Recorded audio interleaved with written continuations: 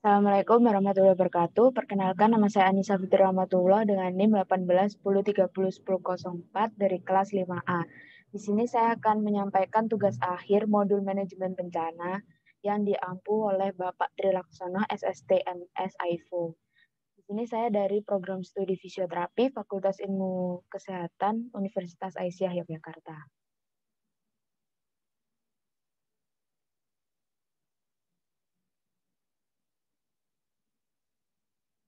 Untuk materi yang akan saya sampaikan yaitu ada 3. Yang pertama ada analisis resiko dan penilaian skala dampak. Kedua ada evakuasi korban massal. Dan yang ketiga yaitu ada fisioterapi pada kelompok rentan. Pada manajemen bencana sendiri kita ada 3 fase, yaitu ada fase pra-bencana, saat bencana, dan pasca bencana. Untuk peran fisioterapi pada pra-bencana yaitu kita bisa menilai analisis resiko dan penilaian skala dampak.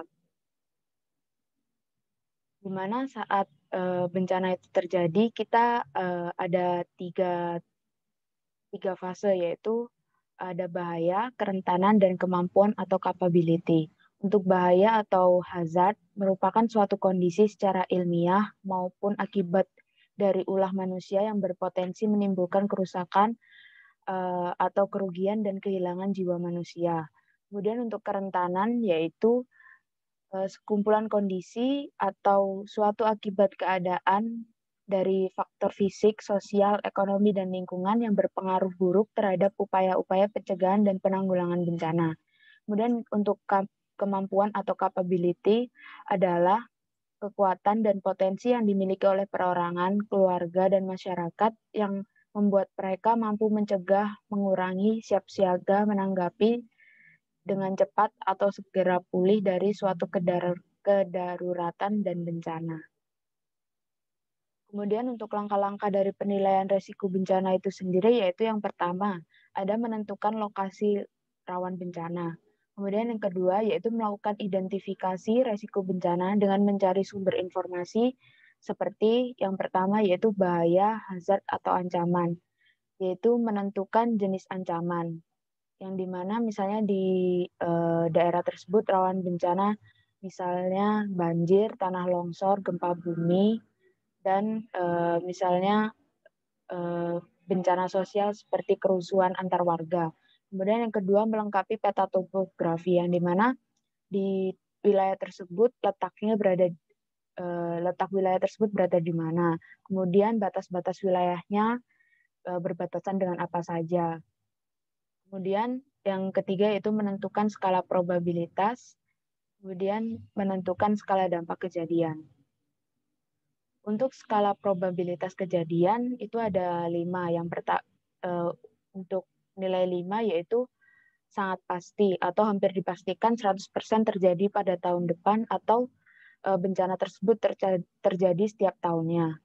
Kemudian untuk skala 4 yaitu hampir pasti atau 75-100% terjadi tahun depan atau terjadi sekali dalam 10 tahun mendatang. Kemudian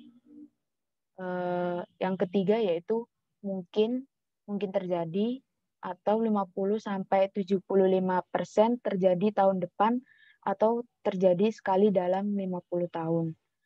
Kemudian yang skala 2 itu kemungkinan kecil terjadi atau 20-50% terjadi pada tahun depan atau terjadi sekali dalam 100 tahun.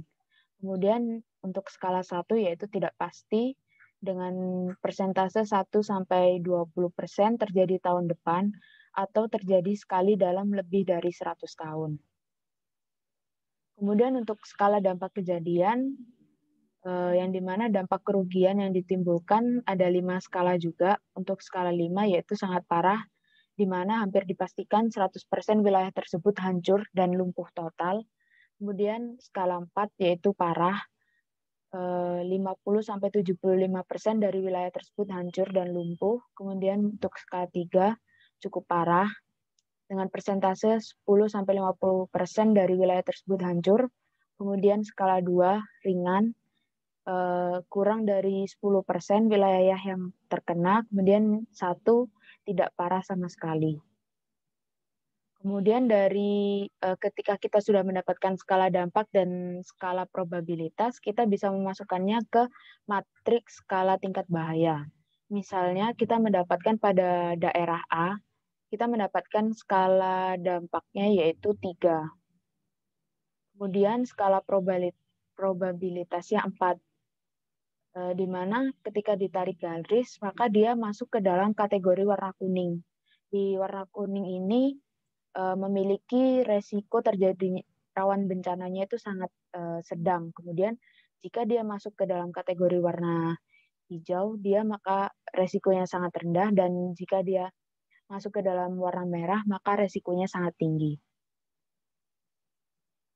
Kemudian selanjutnya yaitu ada dari data kerentanan, yang dimana yang pertama melengkapi data demografi. Data demografi itu berupa jumlah penduduk yang ada di wilayah tersebut, termasuk jumlah dari kelompok rentan, misalnya bayi, anak-anak, ibu hamil atau ibu menyusui, lansia, dan disabilitas. Kemudian yang kedua, gambaran kondisi sarana dan prasarana kesehatan. Di wilayah tersebut, puskesmas terdekatnya berada di mana, kemudian rumah sakit terdekatnya berada di mana, jaraknya jauh apa dekat. Kemudian yang ketiga yaitu ada sistem transportasi dan telekomunikasi. Di wilayah tersebut, transportasi yang bisa dilewati, transportasi apa aja, kemudian kondisi jalanannya seperti apa, sudah beraspal atau masih rusak, jadi sulit untuk dilewati oleh transportasi. Kemudian untuk telekomunikasi, sudah masukkah jaringan untuk berkomunikasi. Kemudian yang keempat yaitu ada ketersediaan ketenagaan kesehatan, yang dimana misalnya di daerah tersebut sudah ada belum tenaga kesehatan yang mendirikan klinik pribadi, misalnya bidan, dokter, seperti itu. Kemudian yang kelima yaitu ada status sosial ekonomi penduduk.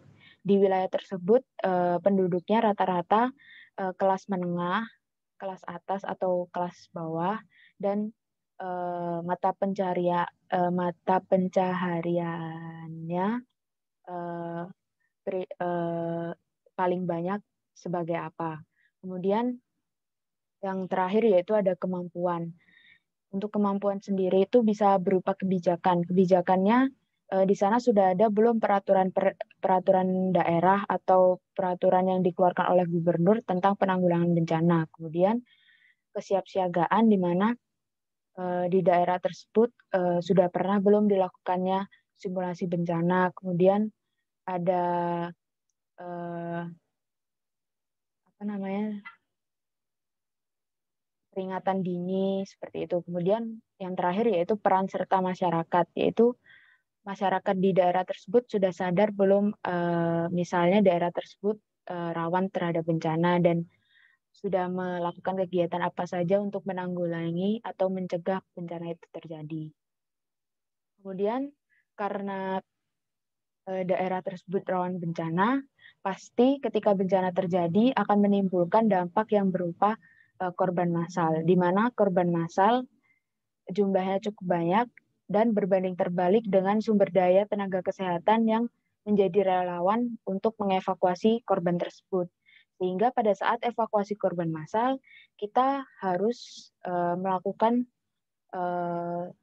yang namanya triase. Triase merupakan metode untuk melakukan pemilahan korban bencana berdasarkan kebutuhan pertolongan medis atau kondisi klinis korban, dengan tujuan untuk menentukan prioritas penanganan dan evakuasi korban. Di mana triase dilakukan berdasarkan problem yang ada pada korban,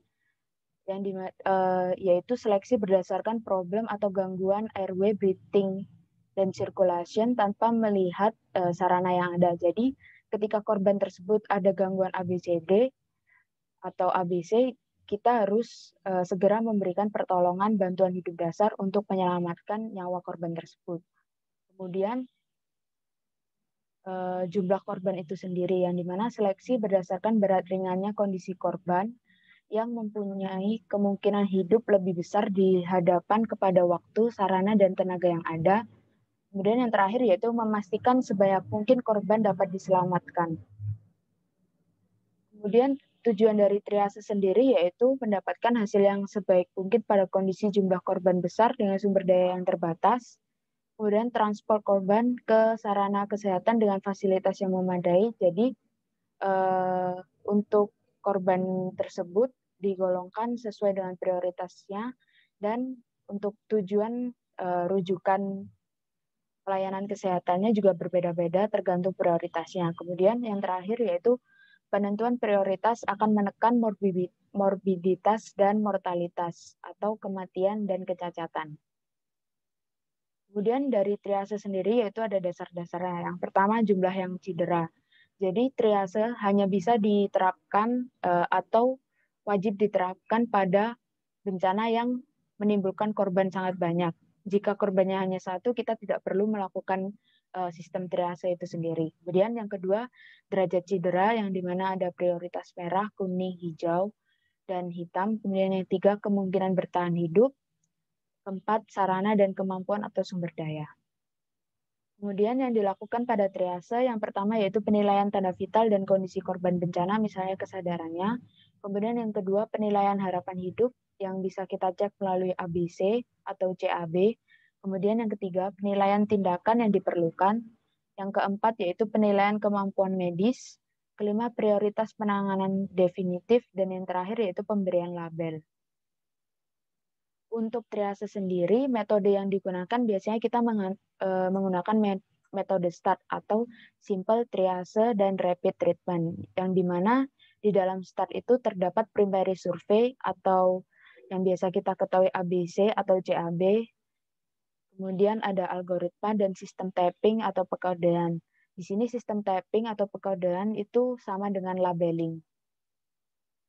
Dalam melakukan START triase, kita memiliki kebijakan yang dimana kita hanya memiliki waktu 1 menit setiap korbannya, dan kita harus cepat menentukan fasilitas terbaik untuk penanganan pada korban tersebut sesuai dengan prioritasnya.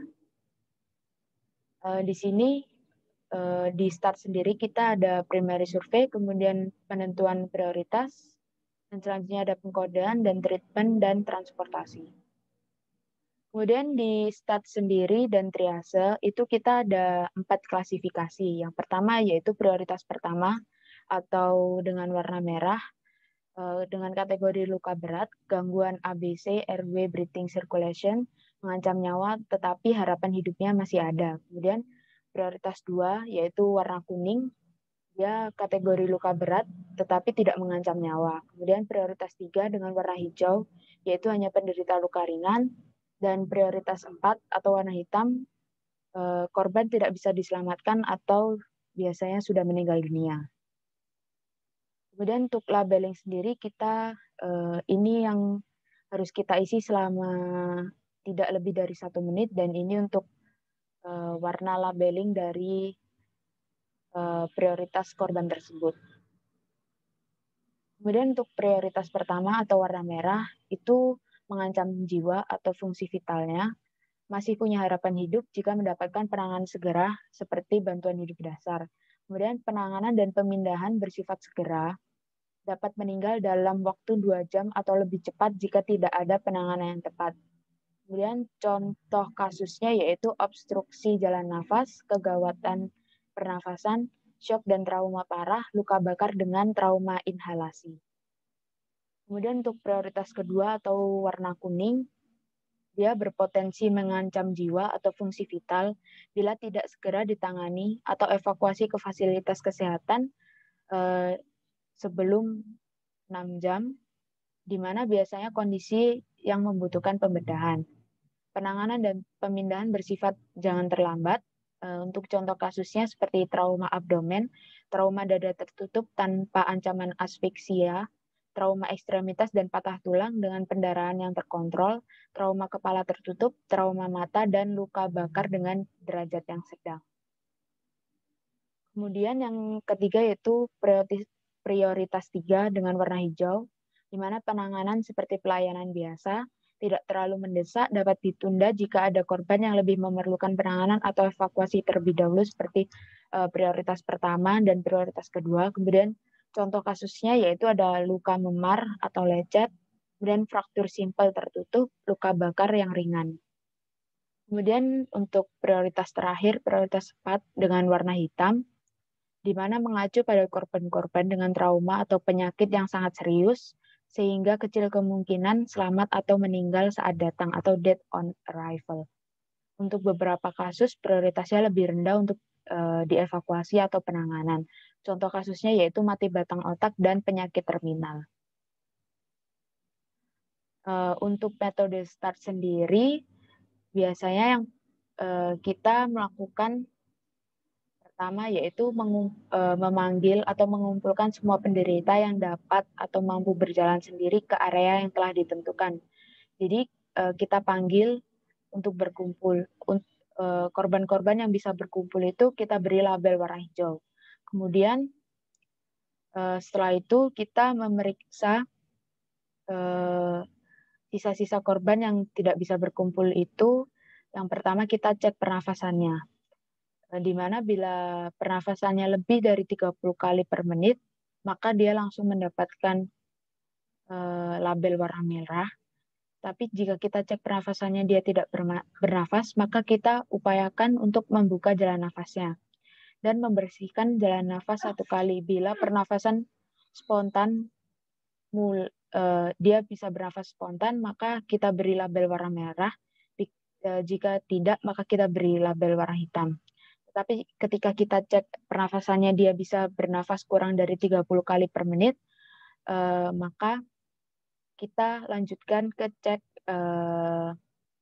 nadinya atau kapilernya, yang dimana jika ketika untuk cek kapilernya kita pencet di ujung jarinya, jika lebih dari 2 detik berganti kembali ke warna semula, maka berarti kurang baik, yang dimana kita langsung beri dia label warna merah.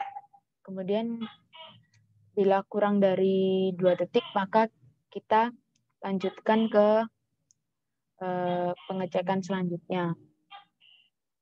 Kemudian bila kita tidak bisa mengecek pengisian kapilernya, kita bisa mengecek nadi radial penderita. Bila tidak ada, maka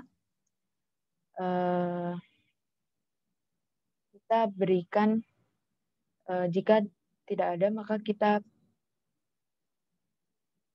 atau nadinya melemah, kita berikan warna merah. Kemudian selanjutnya yaitu pemeriksaan kesadaran dari korban, yang dimana kita panggil namanya, kemudian jika dia atau kita berikan suatu perintah sederhana, jika dia tidak mampu mengikuti perintah tersebut, maka dia diberikan label warna merah, sedangkan ketika dia bisa mengikuti perintah yang kita berikan, dia masuk ke dalam kategori triase warna kuning. Kemudian dalam triase dan evakuasinya, di sini ada peta dari daerah bencana. Di sini ada daerah merah, daerah kuning, dan daerah hijau. Di daerah hijau itu belum tentu semua korbannya mendapatkan triase warna hijau. Pasti korbannya beragam. Ada yang triase warna merah dan triase warna kuning. Ketika kita mengevakuasi korban di daerah daerah warna merah, kita tidak bisa melakukan evakuasinya secara sendiri. Jadi kita harus memerlukan bantuan dari tim rescue atau keamanan untuk memastikan daerah tersebut memang sudah benar-benar aman, sehingga kita sebagai tenaga kesehatan yang melakukan evakuasi tidak menjadi korban selanjutnya, atau kita menerapkan sistem danger. Kemudian ketika kita sudah melakukan evakuasi atau penilaian triase, maka korban dengan triase warna merah kita rujuk ke fasilitas kesehatan seperti RSUD atau RSUP. Kemudian dengan triase warna kuning kita rujuk ke RSUD. Kemudian triase warna hijau kita rujuk ke puskesmas terdekat. Tetapi untuk kita harus memperhatikan jarak dari tempat bencana tersebut ke fasilitas yang memadai.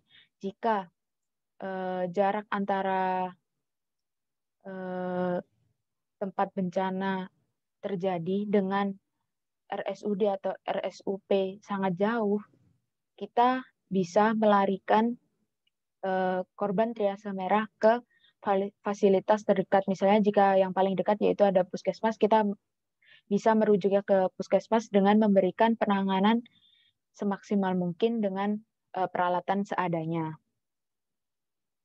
Kemudian dalam sistem label dan identifikasi, yang pertama kita melakukan identifikasi seperti pengecekan yang sudah kita lakukan tadi.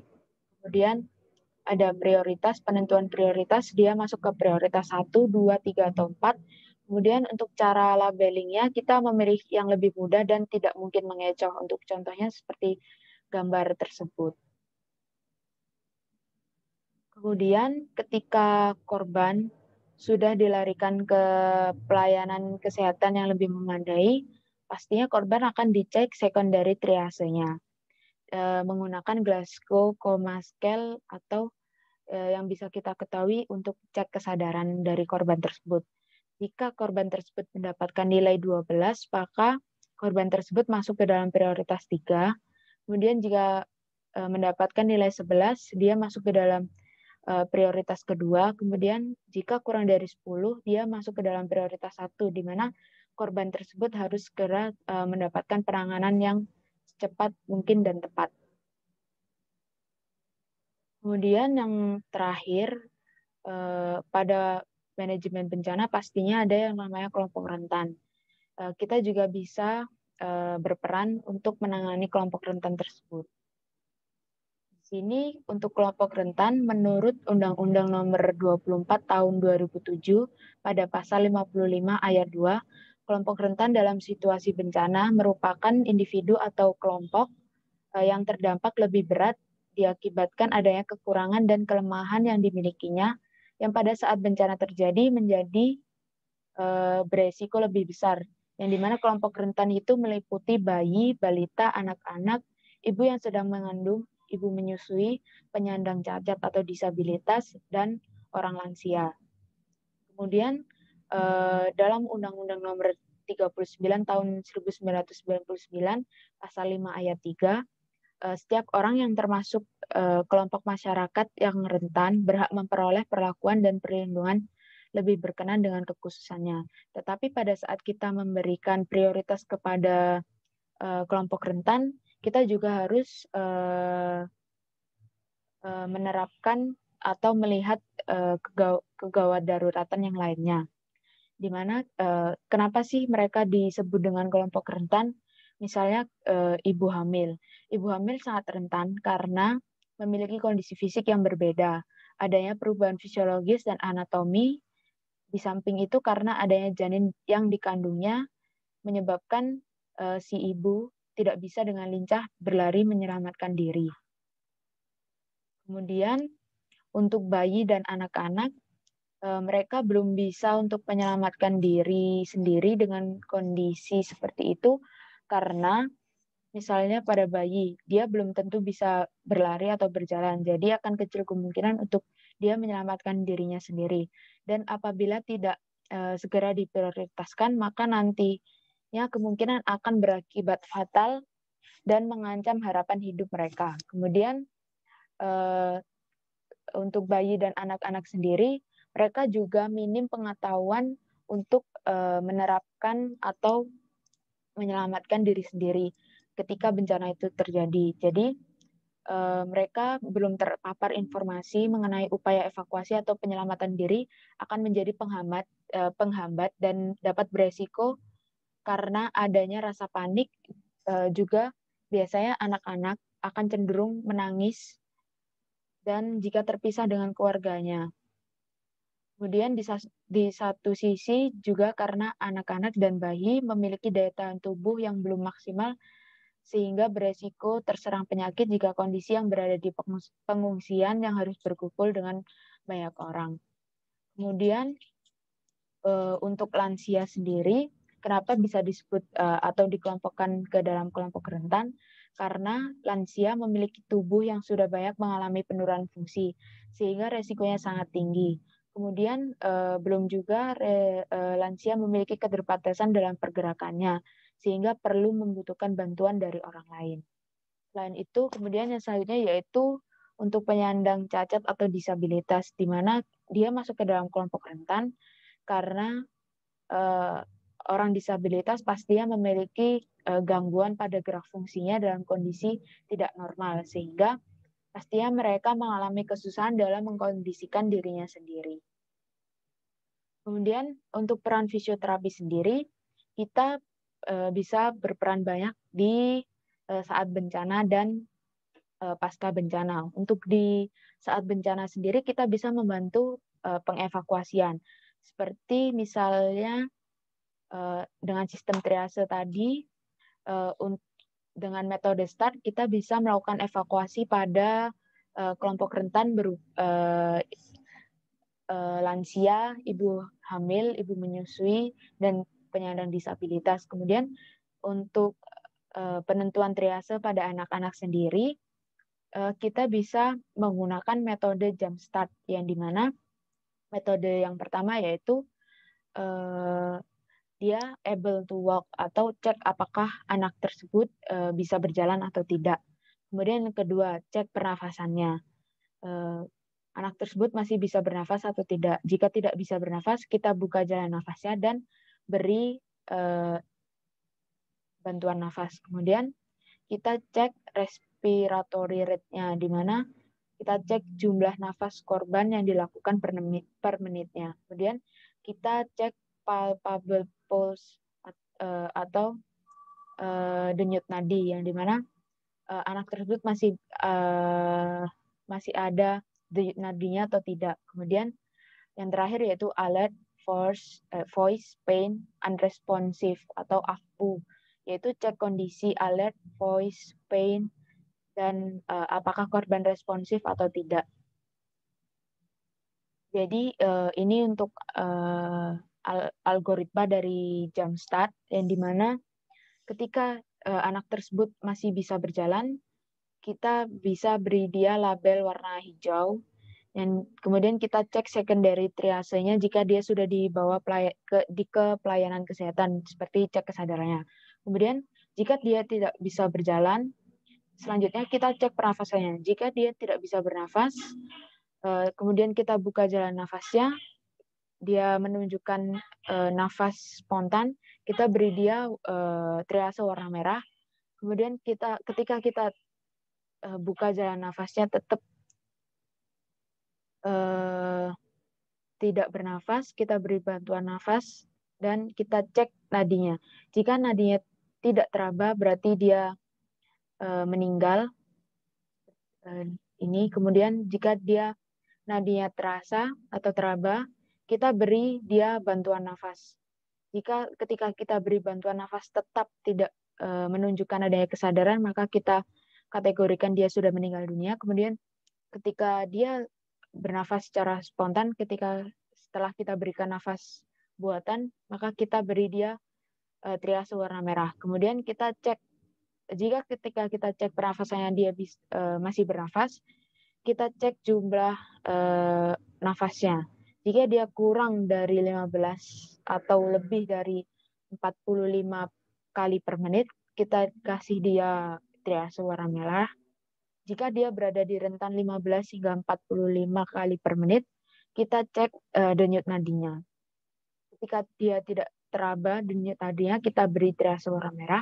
Tetapi ketika kita raba dia terasa, kita lanjut ke cek AVPU.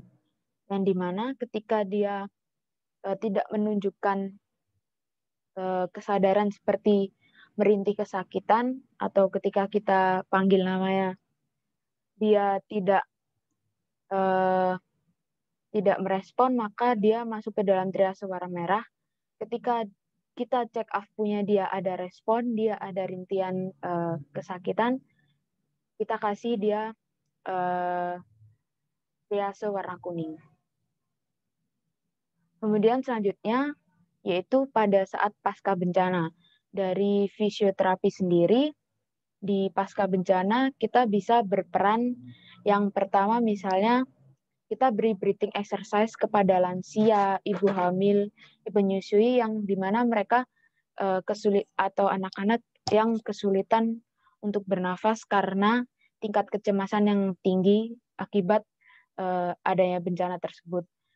Setelah bencana tersebut terjadi. Kemudian yang selanjutnya yaitu kita beri terapi latihan seperti aktif, pasif, assisted, dan hold relax yang dimana kita bisa berikan itu ketika ada keluhan-keluhan yang dirasakan oleh korban dengan kelompok rentan, sehingga kita bisa memberikan latihan tersebut dengan tujuan meningkatkan likup gerak sendinya, kemudian mengurangi nyeri yang dirasakan, dan memperlancar sirkulasi darahnya. Kemudian untuk ibu hamil, kita juga bisa memberikan senam hamil untuk meringankan keluhan yang dirasakan ketika di pengungsian tersebut fasilitasnya tidak senyaman seperti ketika di rumah, sehingga menimbulkan banyak keluhan yang diderita oleh ibu hamil tersebut. Kemudian ketika ibu menyusui, pastinya pasca bencana dia akan mengalami stres yang cukup tinggi, sehingga menghambat produksi ASI untuk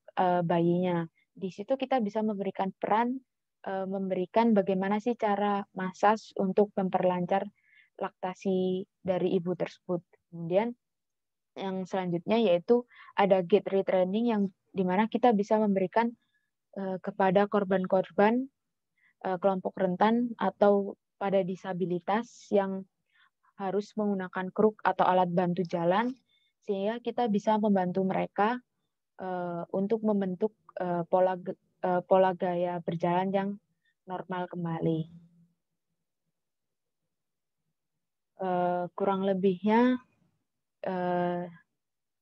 yang dapat saya sampaikan. Mohon maaf. Wassalamualaikum warahmatullahi wabarakatuh.